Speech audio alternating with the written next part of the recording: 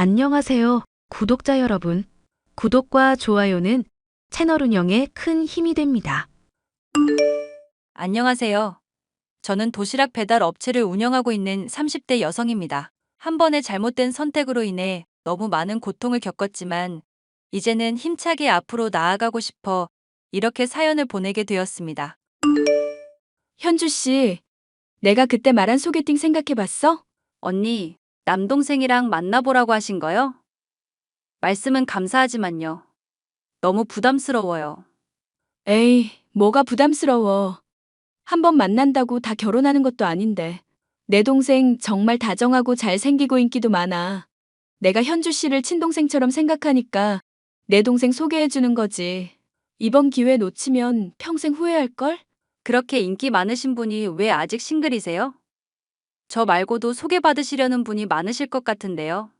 그게 내 동생이 눈이 높거든. 웬만한 여자는 성에 안 찬대.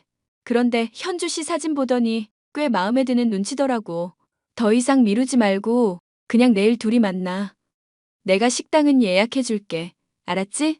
아니, 그래도 됐어. 언제까지 재고 따지고 할 거야? 그러다가 나처럼 늙어서 노처녀 된다? 젊을 때 부지런히 남자 만나서 결혼하는 게 장땡이야. 이 언니 말만 들으면 자다가도 떡이 나온다고. 저는 당시에 집안 사정과 건강 문제로 다니던 회사를 그만두고 아르바이트를 하며 생계를 유지하고 있었습니다. 제가 일했던 식당 사장님이 바로 유나 언니였습니다. 저를 보면 자꾸만 잘해주고 싶은 마음이 든다면서 언니는 저에게 늘 많은 것을 베풀어 주었습니다. 가족의 정에 굶주려 있던 저는 그런 유나 언니를 친언니처럼 따랐습니다. 그런데 어느 날 언니가 저에게 자신의 남동생을 만나보라고 했고 저는 그렇게 소개팅을 하게 되었습니다. 어머, 어머. 둘이 사귄다며? 세상에 내가 다 기쁘다. 태규 씨가 저한테 너무 적극적으로 대시해 주셔서 그렇게 됐어요. 결혼 날짜는 언제가 좋겠어? 아직 결혼 얘기 나올 단계는 아니에요. 현주 씨 나이도 생각해야지. 지금 30살이면 어린 것 같지? 그런데 하나도 어린 나이 아냐. 지금 결혼 안 하면 40살, 50살까지 혼자 살다가 독거노인으로 죽게 된다고. 그래도 이렇게 성급하게 뭔가를 결정하고 싶지는 않아요. 저희 만난 지 얼마 되지도 않았고요. 현주 씨 정말 세상을 너무 모른다. 태규랑 결혼하면 현주 씨 인생 대박 나는 거야. 내가 태규랑도 곧 동업을 할 거거든. 나야 사업 수완이 워낙 좋으니까 그것도 대박 칠 거고. 그럼 내가 번 돈이 다 어디로 가겠어? 언니 돈이요? 글쎄요. 다 태규한테 간다 이 말이지. 부모님도 안 계시고 나는 싱글이니까 나 죽고 나면 내 돈 다 태규한테 가는 거야. 현주 씨는 그냥 앉아서 태규 부인이라는 이유만으로 벼락부자 되는 거라고. 어때? 솔깃하지? 솔깃하지 않다고 하면 거짓말이지만 아직 결혼까지 할 마음의 준비가 덜 됐어요. 현주 씨 그런 식으로 살면 평생 거지처럼 사는 거야. 혼자만 거지같이 사는 것도 아니지. 거지 같은 남편 만나서 아이 낳으면 그 애들도 거지같이 사는 거라고. 우리 태규 같은 남자가 결혼해준다 할 때 넙죽 엎드려서 결혼하는 게 좋아. 다 인생 선배로서 하는 말이니까. 저에게는 인생의 멘토였던 유나 언니의 말 때문이었는지 태규 씨가 지극정성으로 저에게 구애를 한 덕분인지 저희 둘은 결혼을 하게 되었습니다. 언니, 저 임신했어요. 어머 잘 됐네. 그럼 당장 일은 그만둬야겠다. 제가 임신해도 계속 일할 수 있게 해주신다면서요. 제가 얼마나 일하는 걸 좋아하는지 아시잖아요. 그거야 옳게 생각이고 뱃속에 있는 아이는 엄마랑 함께 있기를 원하는 걸. 언니, 왜 갑자기 저한테 올케라고 부르세요? 그 전까지는 제 이름 불러주셨으면서. 아기도 태어날 건데 이제 집안 기강 잡아야 할 때인 것 같아. 올케도 나한테 언니라고 부르는 말버릇 집어치워. 깍듯하게 형님이라고 부르도록 해. 언니, 갑자기 저한테 왜 그러세요? 제가 언니 서운하게 한 일이 있으면 말씀해 주세요. 제가 고칠게요. 내가 말하면 내라고 대답하고 그대로 해. 자꾸 이것저것 따져 묻지 말고. 없는 집안에서 자라서 못 배운 거 티내는 것도 아니고. 왜 자꾸 손윗사람 말에 토를 달아? 건방지게. 아기가 생긴 후 남편과 시누이의 태도는 돌변했습니다. 저는 도무지 영문을 알 수가 없었습니다. 그 전까지는 천사처럼 저에게 잘해주던 사람들이 하루아침에 이렇게 쌀쌀맞게 변했다는 사실을 받아들이기가 어려웠습니다. 오늘 반찬 완전 부실하네. 내일부터 도시락에 반찬 8개 넣어. 집에서는 내가 많이 해줄 수 있어. 그런데 도시락에 8개는 과하지 않아? 너 내 말에 복종 안 하냐? 내가 하라면 하란 말이야. 당신이 생각을 해봐. 반찬 8개를 어떻게 도시락통 안에 집어넣어? 도시락 하나 똑바로 못 만드는 게 사람 진짜 짜증나게 만드는 재주가 있네. 열받아서 못 먹겠어. 나 오늘 굶어서 쓰러지면 전부 네 탓인 줄 알아. 자기야, 아무리 기분이 나빠도 어떻게 그걸 그렇게 버릴 수가 있어. 너무하잖아.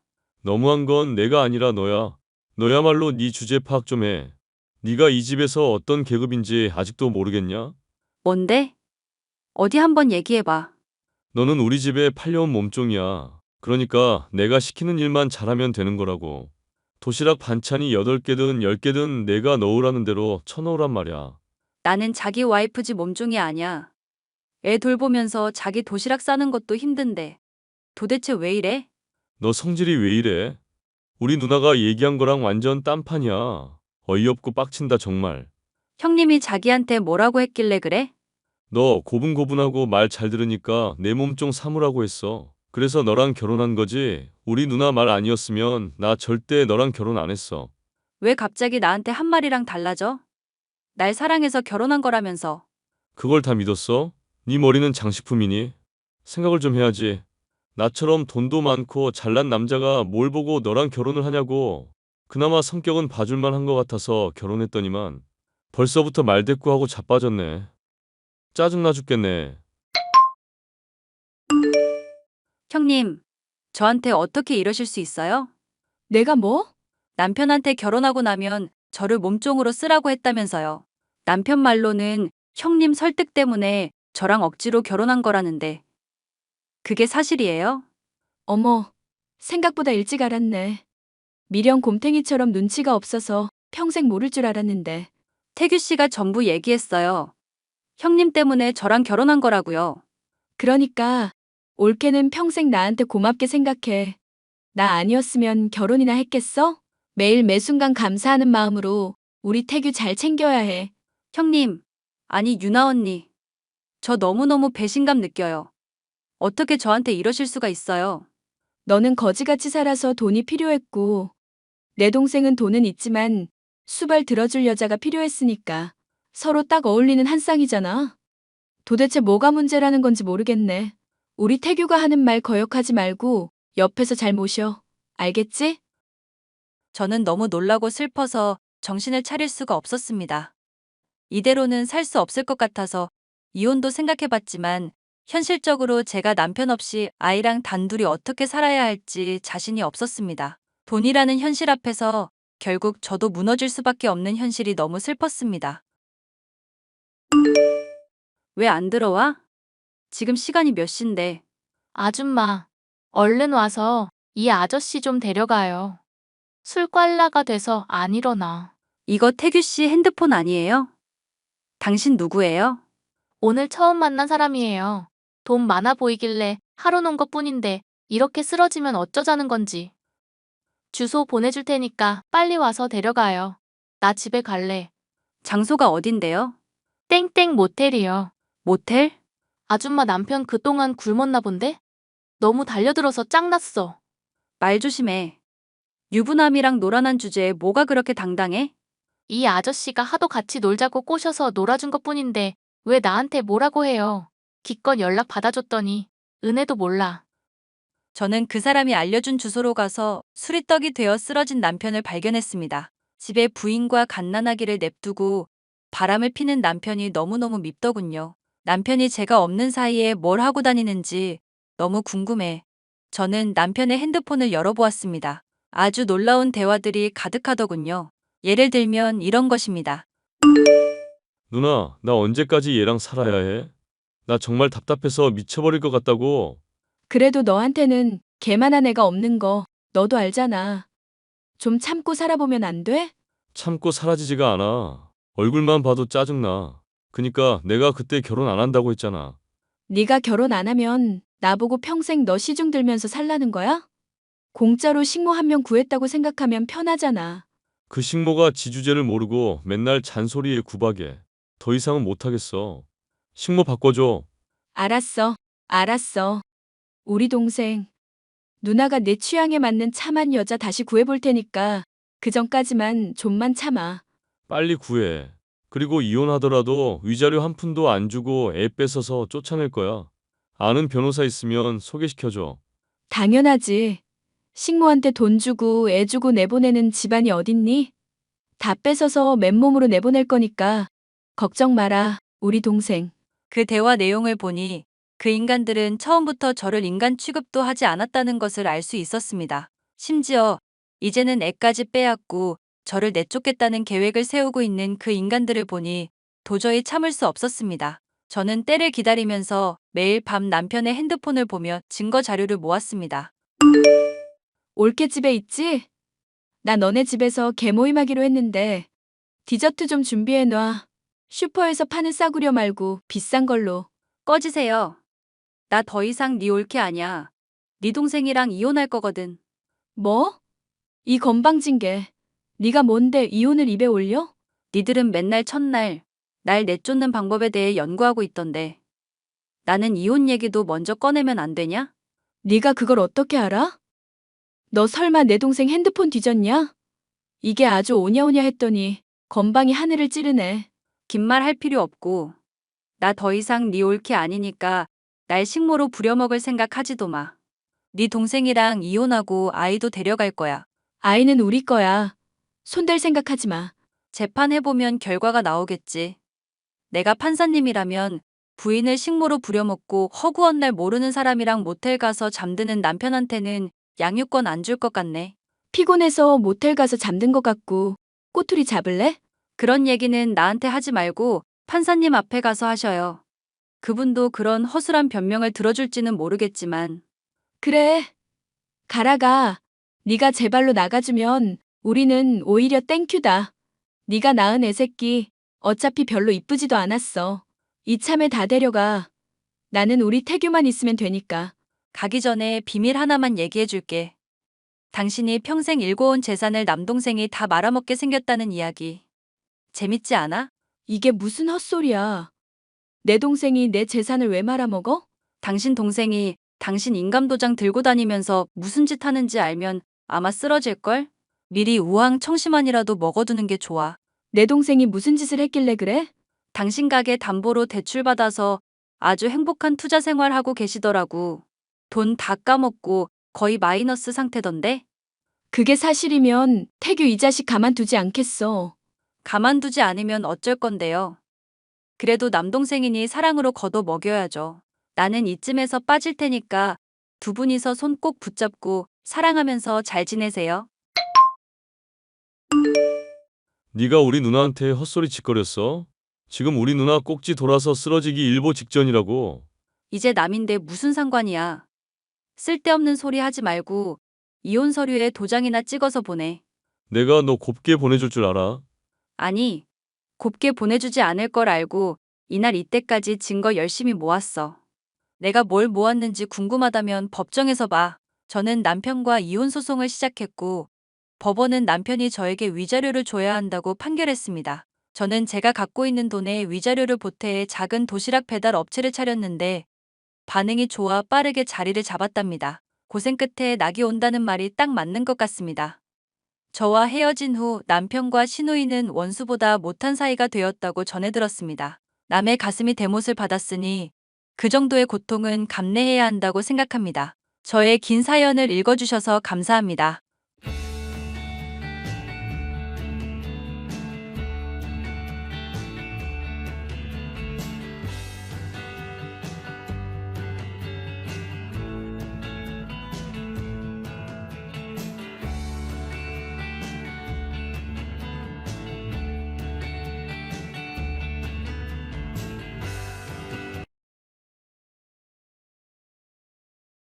안녕하세요, 구독자 여러분. 구독과 좋아요는 채널 운영에 큰 힘이 됩니다. 안녕하세요. 저는 30대 중반 여자로 얼마 전까지도 말 안 듣는 손아래 동서로 인해 받은 스트레스가 이만저만이 아니었는데요. 말을 참 지독히도 안 듣고 지만 옳다고 주장하던 손아래 동서를 혼내주기까지의 사연에 대한 얘기를 해보려고 합니다. 아빠, 솔직히 나도 아빠한테 어릴 때부터 요리 배워왔고 조리학과도 졸업했고 양식 자격증까지 취득했어. 이만하면 요리 만들어서 손님들한테 제공해봐도 되는 거 아냐? 언제까지 지겨운 기본만 할 건데. 원래 사람들이 가장 소홀하기 쉬운 게 기본이다. 공사도 고층으로 쌓으려면 가장 중요한 게 기본 토대를 잘 갖추는 거잖니. 당장이야 지루하고 힘들겠지만 성실하게 기초부터 반복하다 보면 너도 3년 내로는 요리할 수 있을 거다. 3년? 아, 진짜 어이가 없다. 아빠 밑에서 3년 동안 배우느니 차라리 그냥 주부로 지내는 게 낫겠어. 이제 기본은 지긋지긋하다고. 재료 손질, 칼질 이런 것 말고 요리를 하고 싶다니까? 김서방도 내가 요리해주면 잘만 먹는데 대체 아빠만 왜 날 인정 못하는 건데? 김서방이라고 해봤자 요리인도 아니잖니. 그이가 한식당 종갓집 맞이라서 어지간한 요리사들이며 미식평론가들보다 입맛 훨씬 뛰어난데? 하여튼 안 된다면 안 되는 줄 알아. 기본도 안 된 요리를 내어갔다가 손님들한테 평판 떨어지면 어쩌려고? 넌 아직 한참 부족하다니까. 됐어. 때려치울게. 아빠 양식당이고 뭐고 다 때려치우고 그냥 가정주부나 할게. 저는 고등학교 때까지는 요리의 뜻이 없었지만 TV에서 숱한 셰프들이 요리를 하는 모습을 보고 요리사의 길에 뜻을 두게 되었습니다. 양식당을 운영하는 아버지 덕분에 어릴 적부터 봐온 가닥도 있던 터라 요리사의 길이 어렵지 않을 거라 생각했었는데요. 대학을 졸업하고 결혼까지 한 딸에게 요리 한 번을 시켜주지 않고 기본만 가르쳐주는 아버지에게 서운함이 폭발해 요리를 때려치우겠다고 선언을 해버렸죠. 그러고 몇 년이 지나는 동안 요리에 대해서 잊고 지냈었는데 하필이면 새로 맞이하게 된 손아랫 동서가 파스타 식당을 운영하는 사람이었습니다. 가족들에게 자기 요리를 매일같이 자랑하는데 솔직히 눈이 높은 저로서는 탐탁지 않은 점이 하나둘이 아니었죠. 형님, 이것 좀 드셔보세요. 맛있죠? 제가 이거 특별한 레시피로 만든 거라서 아무한테나 대접 안 하는 건데 가족들한테만 처음 제공하는 거예요. 맛이 있기는 한데 김치에 너무 설탕을 많이 넣었다. 어머님은 시원한 걸 좋아하시는데 무랑 배즙을 썼으면 좋았을 텐데. 그리고 파스타는 너무 삶아서 물렁하고 소금 간도 안 되어 있네. 어? 형님, 요리 좀 할 줄 아세요? 뭐 그냥저냥 예전에 관심을 가져서 조금 잡지식 아는 정도? 그런데 어머님 당뇨 증상도 있으신데 이렇게 김치가 달게 속을 채우면 되겠어? 오히려 이러면 시원한 맛이 줄어들고 건강에 해로울 텐데. 원래 요리에는 설탕이 들어가줘야 맛있는 법이에요. 진짜 뭘 모르시네. 그리고 어머님 당뇨 때문에 힘들다고 하시는데 그것쯤이야 맛있는 음식 먹고 기분 좋아지면 다 개선이 되는 거고요. 김치에 있는 유산균이 얼마나 많은데 그거 먹으면 당뇨쯤이야 완치죠. 유산균으로 당뇨를 완치한다는 얘기는 내가 처음 듣는데? 형님, 지금 제가 요리인으로서 십수년 경력을 쌓아온 사람인데 못 믿으시는 거예요? 형님 나이 28살, 제 나이 25살이라고 해도 제가 밥을 좋아해서 먹기도 훨씬 많이 먹었어요. 5살 때부터 계속 요리 배워왔고요. 무슨 요리를 배웠는데? 자격증은 있고? 자격증 같은 거 어차피 세상 사람들이 만든 임의의 규칙일 뿐이잖아요. 저는 독자적인 길을 걷기 때문에 그런 거 필요 없는데요.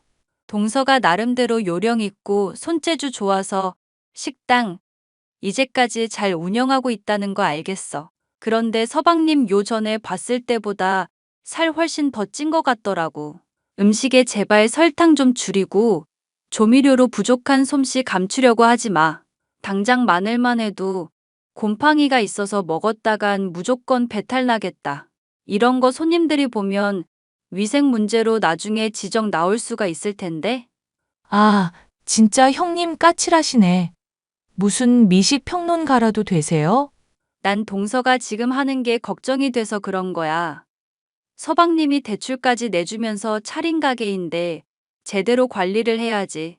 파스타라는 게 쉬워 보여도 파고들면 제대로 하기 어려운 요리야.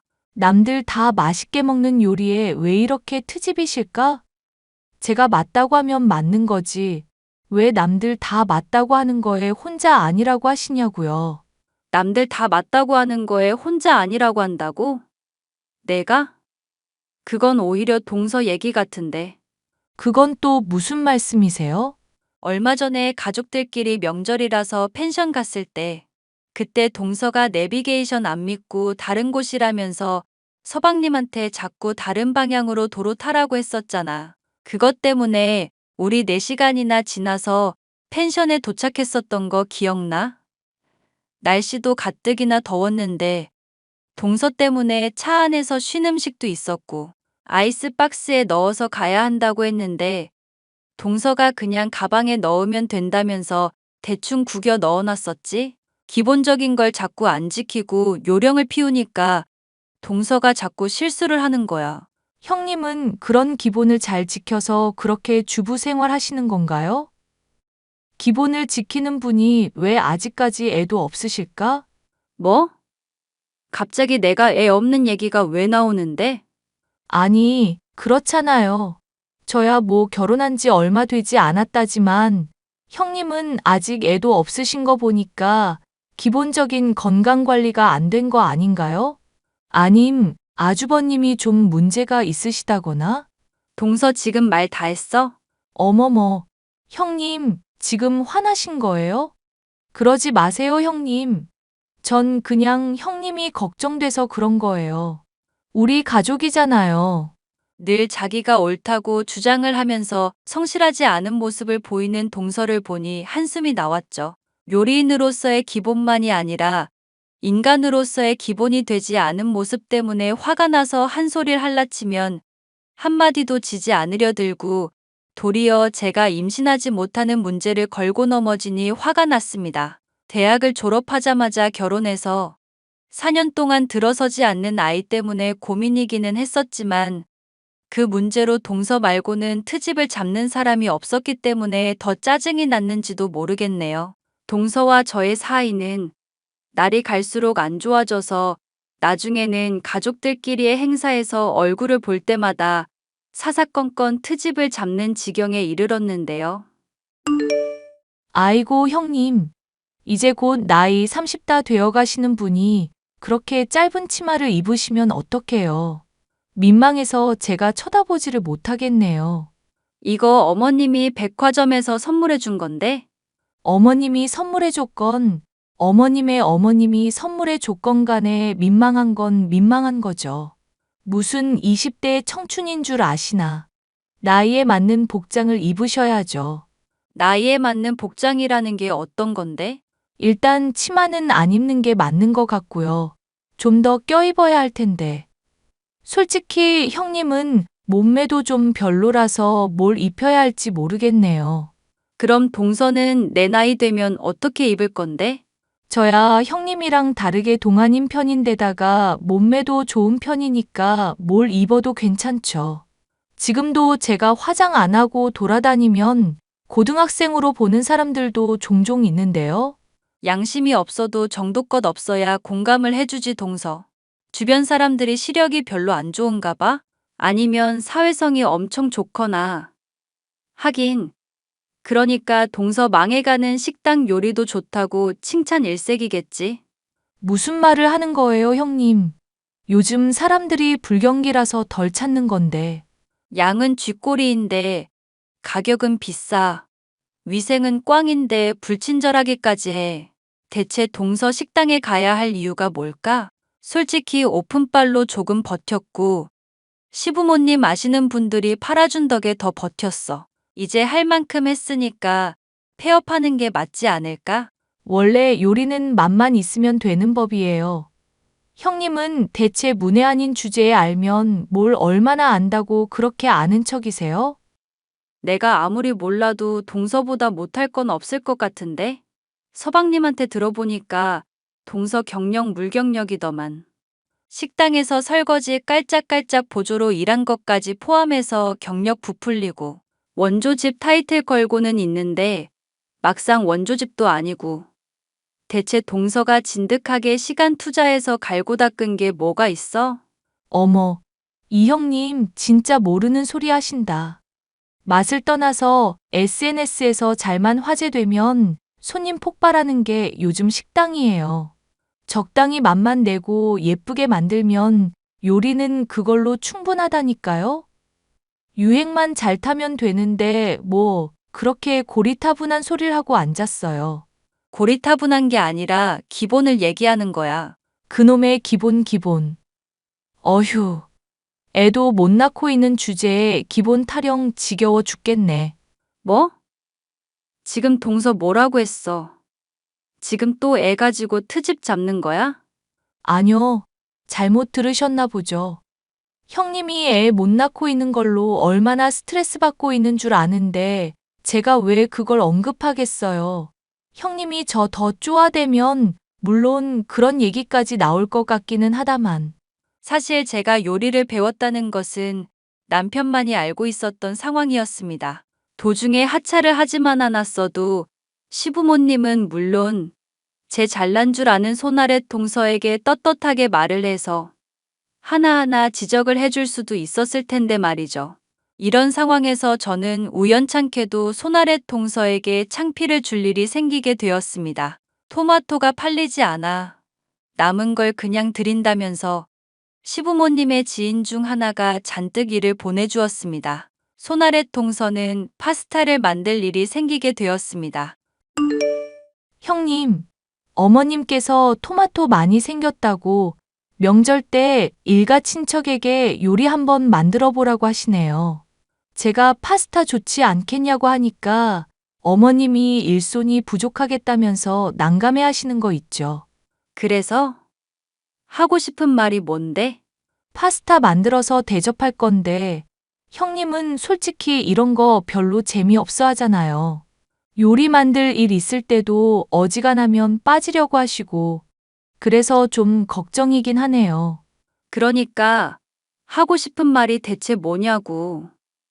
가려운 곳을 뻔히 가리키고 있는데 왜 자꾸 변두리만 긁어대고 있어.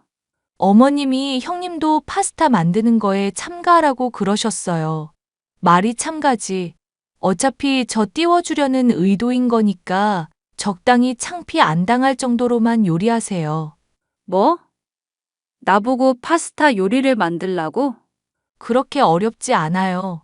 대충 면 삶아서 대충 토마토 소스 버무리면 되는 거지. 매일 나한테 훈수 두고 잘난 척 하시던 분이니까 이 정도는 껌이죠? 나는 별로 흥미 없는데. 요리로 뭐 사람들한테 인정받고 싶지도 않고. 네네. 어차피 질 거니까 그렇게 미리부터 밑밥 깔아두세요. 아주 잘하고 있으세요. 날 아주 개무시하는구나, 동서. 만약에 내가 이기기라도 하면 어떡할 건데? 형님이 이긴다고요? 그거 진짜 웃긴 얘기네요. 기왕 하는 거 제대로 하기로 하자. 친척들 모일 때 어머님 비롯해서 사람들마다 입맛에 맞는 쪽 투표해보라고 하자고. 그래서 누가 이기는지 평가해보고 진 사람은 당분간 상대방 말에 고분고분 따르기 어때? 고분고분 따르다뇨? 심부름 같은 거라도 대신해야 하나요? 자신이 없나 보다. 심부름? 동서랑 나 사이가 그런 정도 내기가 성립이 될 사이야? 적어도 돈 100만 원 정도는 내기로 걸어야지. 형님, 그 근거 없는 자신감 덕분에 100만 원 공돈 벌겠네요. 좋아요. 붙어봐요. 대신 졌다고 인정 안 하고 투덜거리기 없기. 제가 오랫동안 양식을 만들지 않았다고는 하지만 뺀질거리기만 할 뿐 기본도 되어 있지 않은 동서는 얼마든지 이길 수 있을 것 같았습니다. 저는 내기에 판돈을 100만 원으로 만들어 승부를 성사시켰고 친척분들이며 가족들이 보는 앞에서 내기를 시작하게 되었습니다. 제 칼질이 현란한 것을 보고 동서는 눈이 휘둥그레지며 놀라워하더군요. 심지어 요리 역시도 제가 더 맛있게 만들었으니 완벽한 승리라고 할 수 있었죠. 100만 원을 토해내야 할 동서는 자기의 패배를 인정하려 들지 않았습니다. 동서, 돈은 언제쯤 입금되는지 모르겠네. 가게 영업 어렵다고 하더니 설마 100만 원도 없는 거 아니지? 남의 가게 걱정은 하지 마세요. 그것보다 제가 왜 형님한테 돈을 드려야 하는데요? 형님이 오히려 저한테 돈을 주셔야죠. 내가 동서한테 돈을 줘야 한다니. 그건 또 무슨 헛소리야. 사람들 보는 앞에서 완전히 파스타로 져놓고선 내기에 졌으면 사람이 약속을 지켜야 할 거 아냐. 제가 진짜로 진 게 아니니까 그렇죠. 뭐 설탕 듬뿍에 조미료로 꼼수 쓰면 누가 못 이겨요? 뭔 헛소리야. 조미료 같은 거 전혀 쓰지도 않았구먼. 설탕에 조미료 듬뿍 넣어서 동서 요리 먹기만 해도 몸 나빠지는 것 같다고 다른 분들이 말했던 거 기억 안 나? 동서가 음식을 이상하게 만들어 놓고 왜 날 탓하고 있어? 속임수 뭔가 쓰신 게 틀림없고 그걸 말 안 하신다고 해도 결국 이긴 건 저예요. 요리 경력이 제가 얼마인데 요리 문외한인 형님한테 질 리가 없잖아요. 참 기가 막힌다. 동서, 이제야 동서한테 솔직히 말하는 건데 나 양식 제대로 배운 사람이야. 파스타의 기본도 안 되어 있는 동서가 나한테 진 건 너무 당연한 일이었다고. 네네, 그러시겠죠. 제대로 배웠다니 그런 줄 알게요. 하여튼 100만 원 주기 싫어서 별 헛소리를 다 하시네. 형님이 뭐라고 말하시든지 저는 절대로 안 믿을 거고 꼼수 쓴 이상 제가 돈 줄 이유 없으니까 그런 줄이나 아세요. 그렇게 정신승리하면 세상살이 참 편하겠다. 동서 참 대단한 사람이다. 정신 승리를 하는 게 아니라 정말 제가 이긴 거라니까요. 그런 식으로 제가 이긴 거 폄하하려 들지 마세요. 말은 지지 않았다고 했어도 졌던 것이 신경이 쓰였던 것인지 동서는 그날로부터 저와 같이 요리할 일은 무조건적으로 피하려고 애를 썼습니다. 그런 동서가 황당했지만 짠하기도 하여 저는 굳이 상대를 안 하고 내버려 두고 있었는데요. 제가 임신하여 애까지 낳게 되자 동서는 열등감이 완전히 폭발하고 말았습니다.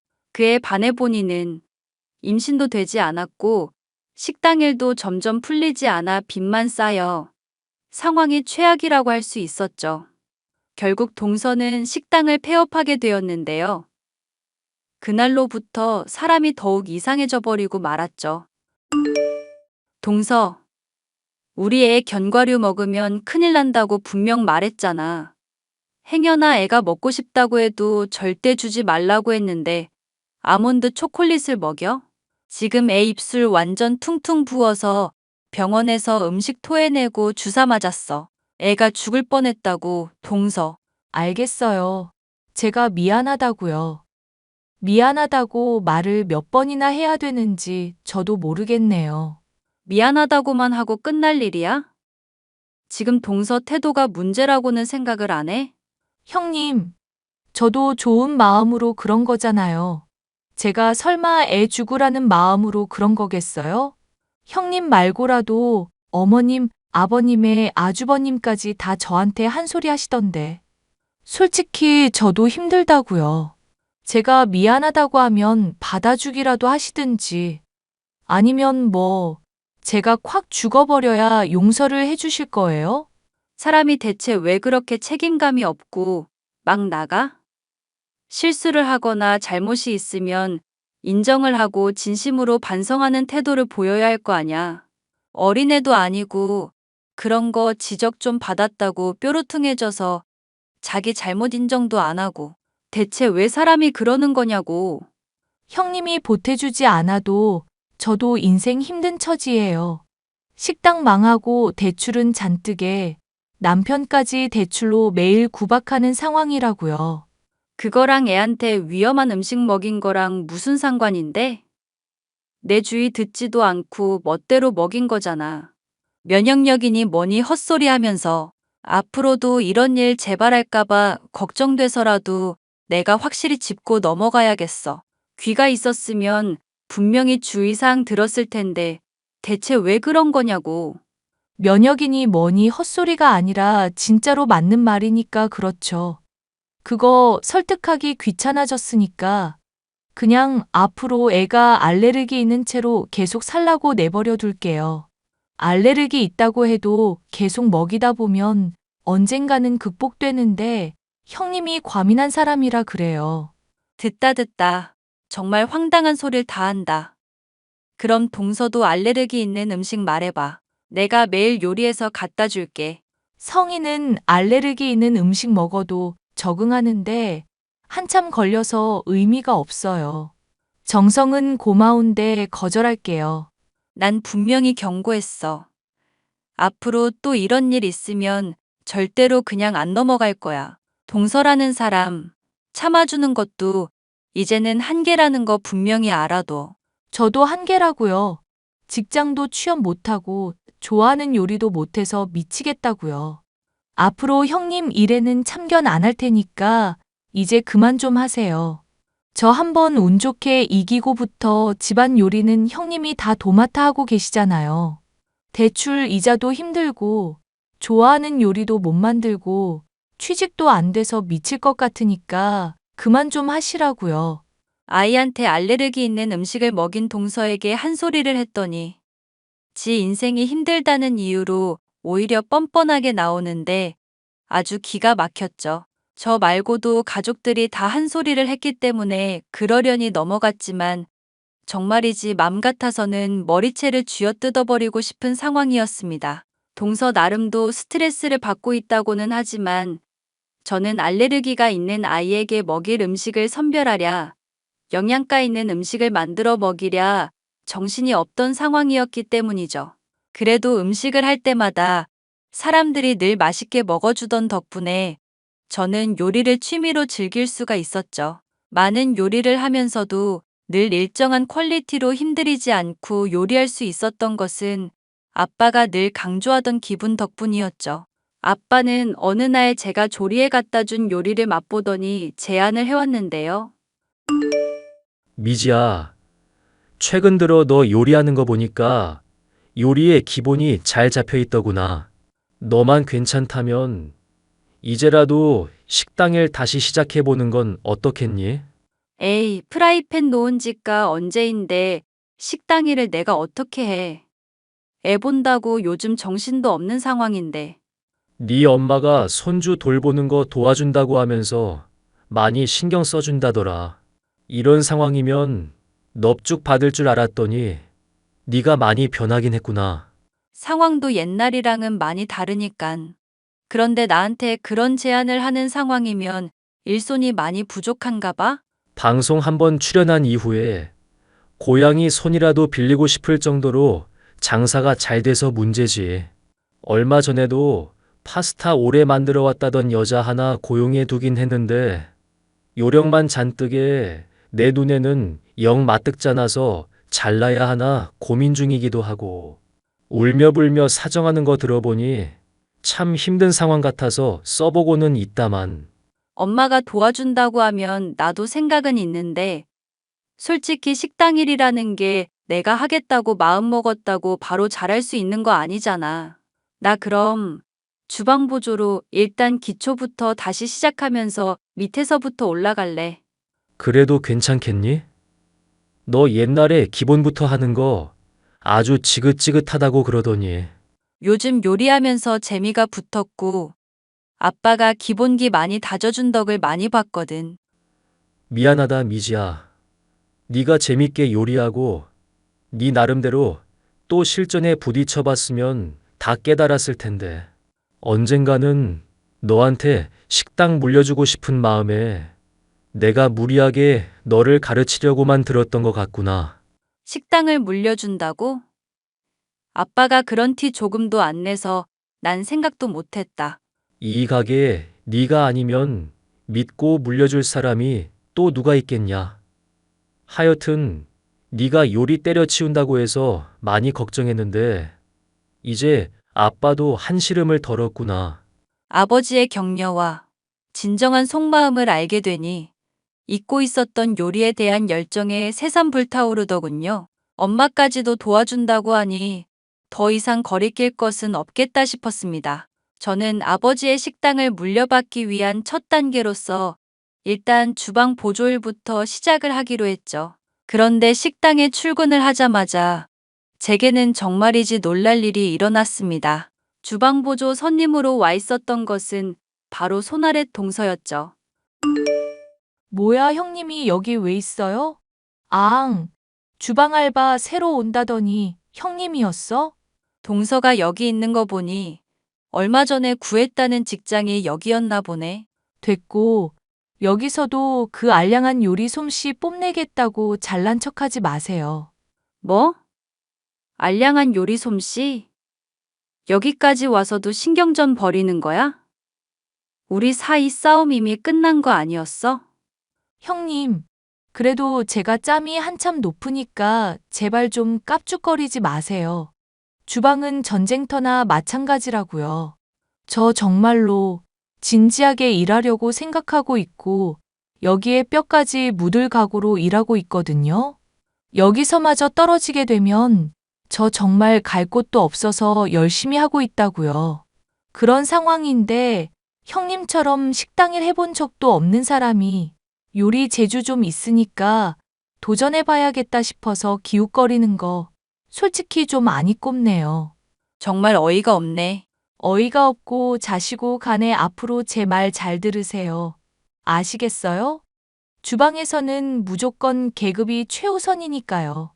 화나게 하면 국자로 대가리 맞아도 어쩔 수 없는 군대보다 더 힘든 곳이 바로 주방이라고요.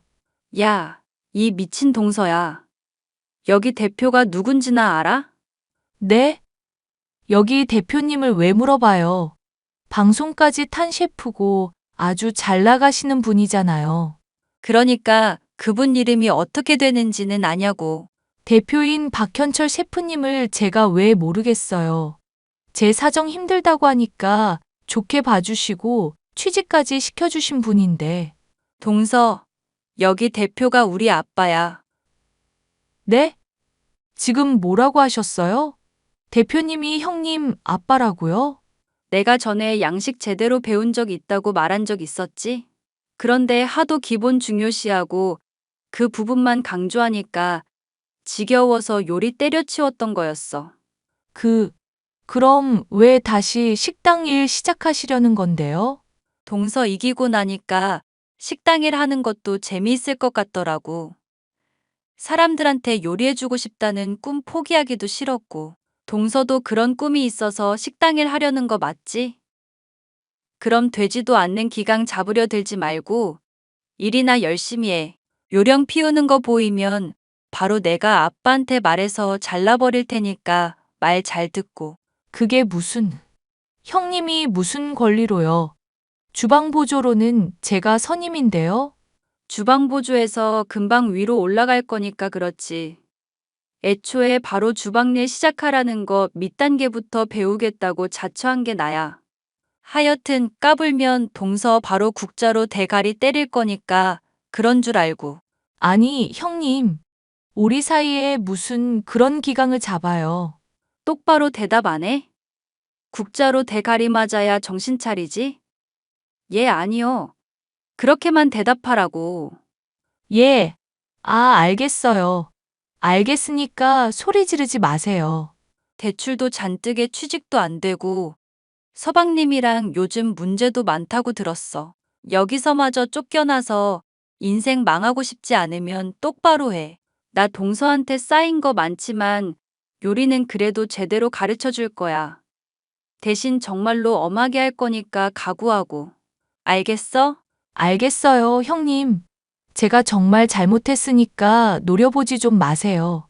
저 지금 손이 떨리고 호흡도 잘 안 되고 그래요. 어디서 엄살이야. 빨리 가서 재료 손질이나 해. 네, 알겠습니다. 제가 주방 보조로 일하게 된 곳에서 마주치게 된 손아랫 동서. 몰릴 때까지 몰린 상황에서 동서는 하필 대표의 딸인 저를 만나서 그간 제게 해왔던 못된 짓거리들을 죄다 되돌려 받게 되었죠. 재료 손질부터 힘든 설거지에 주방 청소까지 굳은 일들은 다 시키고 있는데 정말 막다른 길인지 눈물을 흘리면서도 시키는 대로 잘하고 있네요. 물론 이런 것들이 괜한 화풀이는 아니고 요리사로서 성장에 필요한 것이니 저로서도 크게 죄책감은 없답니다. 아빠는 요령만 부리던 손아랫 동서가 기강 잡힌 모습으로 제 말을 들으니 흡족해하고 있네요. 손아랫 동서는 주방에서와 마찬가지로 평상시에도 이제 저의 말이라면 설설 기는 사람이 되었습니다. 가족들은 모두 참 신기한 일이라며 놀라고 있고요. 윗사람 말 듣지도 않고 자기만 옳다고 고집하던 손아랫 동서를 혼내주기까지의 사연이었습니다. 끝까지 들어주셔서 감사합니다.